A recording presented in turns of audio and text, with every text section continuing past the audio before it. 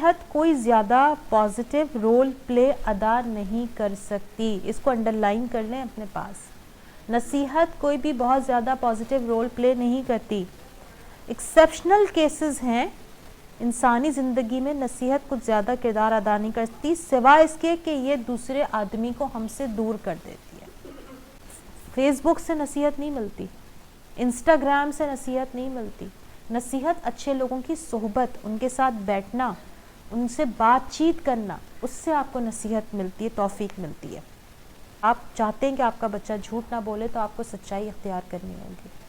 آپ کو جھوٹ کو چھوڑنا ہوگا تو بچہ از خود سچائی کی طرف دوڑ لگائے گا.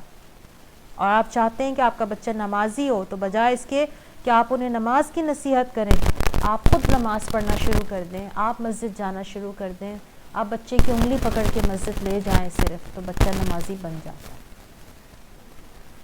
تو سمجھنے والی بات کیا ہے کہ نصیحت, اٹھتے بیٹھتے نصیحتوں کا پٹارا مت کھولا کریں, چاہے وہ کوئی بھی ہو, ایون آپ کا ہسبینڈ ہی کیوں نہ ہو, کیونکہ بہت سی خواتین اپنے ہسبینڈ کو تیر کی طرح سیدھا دیکھنا چاہتی ہیں اور یہ ان کی بہت بڑی بھول ہے.